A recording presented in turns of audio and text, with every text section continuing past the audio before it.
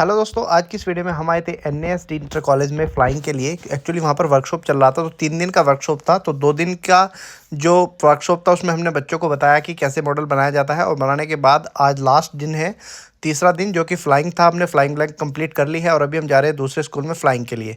तो अभी हम आ चुके हैं दूसरे स्कूल में फ्लाइंग के लिए। एक्चुअली यहाँ भी 3 दिन का वर्कशॉप था, तो वो 3 दिन हमने 2 दिन हमने प्लेन बनवाया बच्चों से। तो अभी जो आप मॉडल देख रहे हैं ये बच्चों ने बनाया है, और प्रॉपर तरीके से नहीं बन पाया क्योंकि ये वर्कशॉप जो है वो बहुत ही जल्दबाजी में ऑर्गेनाइज करी गई थी। तो अभी हम इस मॉडल को फ्लाइंग करने वाले थे, लेकिन फ्लाइंग से पहले मैंने देखा कि इसकी जो बैटरी है वो प्रॉपर ईएससी के साथ कनेक्टेड नहीं है। तो जब हम थ्रोटल दे रहे थे तो जो बैटरी है वो करंट छोड़ रही थी, मतलब जो ईएससी और बैटरी का वायर है वो प्रॉपर अच्छे से जॉइंट नहीं हुआ था। तो हमने क्या किया, इस पर सिंपली एक टेप लगा दी, और टेप लगाने के बाद हमने इसको टाइट कर दिया। टाइट करने के बाद अब हम इसको फिर से फ्लाइंग करने की कोशिश करने वाले हैं। तो अभी आप देख सकते हैं सर के हाथ में प्लेन है और मेरे हाथ में ट्रांसमीटर है। तो ये प्लेन बिल्कुल भी फ्लाई होने की कंडीशन में नहीं था, लेकिन हमने फिर भी इसको तैसे तैसे करके फ्लाइंग कराने की कोशिश की।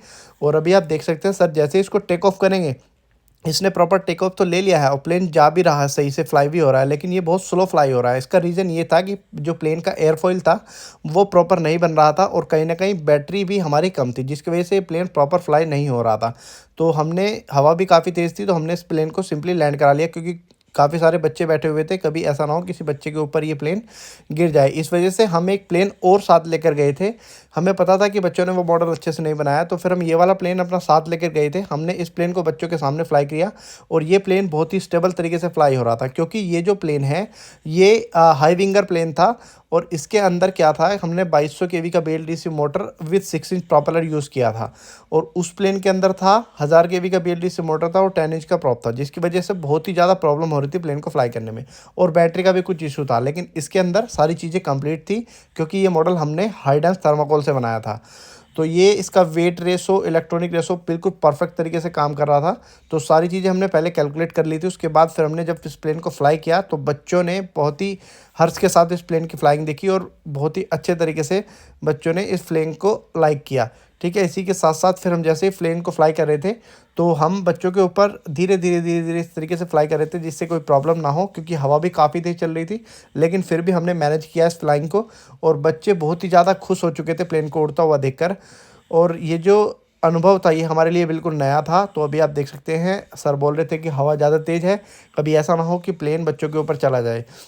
लेकिन हमने फिर भी इसको ध्यान से कंट्रोल करने के बाद अभी हम इसको लैंड कराने की पोजीशन में लेकर आ गए थे।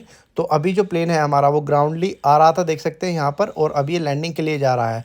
अभी हमने इसकी लैंडिंग मतलब आराम से करा ली है। देख सकते हैं प्लेन कितने अच्छे तरीके से लैंड हुआ था, और लैंड होने के बाद में जो बच्चों की तालियां थी और बच्चों का जो शोर था वो बिल्कुल सुनने लायक था। उसने मन खुश कर दिया था। दिन की जितनी स्ट्रेस थी वो सारी पूरी ख़त्म कर दी थी। तो हमने प्लेन तो फ्लाई कर लिया था, लेकिन अभी सर जो थे वो बच्चों को बता रहे थे कि इस कैटेगरी के बारे में, कि इस कैटेगरी में कितना स्कोप है। सर ने डिटेल में सभी बच्चों को बताया कि ये जो प्लेन जो हम कर रहे हैं वर्कशॉप आपकी, इसका फ्यूचर में क्या क्या स्कोप है और कहाँ कहाँ हम इसका इस्तेमाल कर सकते हैं। अपना खुद का प्लेन बनाकर हम किस तरीके से इसको यूटिलाइज़ कर सकते हैं, और इससे किस किस तरह की चीज़ों को हम हेल्प में ले सकते हैं। तो सर ने कुछ देर इन चीज़ों को बताया सभी बच्चों के साथ, बच्चों ने ध्यान से सुना। और इसके बाद फिर हमारे मनीष सर आ गए, और मनीष सर बच्चों का कुछ डाउट था, कुछ बच्चों के मन में डाउट आ रहा था जिन्होंने प्लेन बनाया था।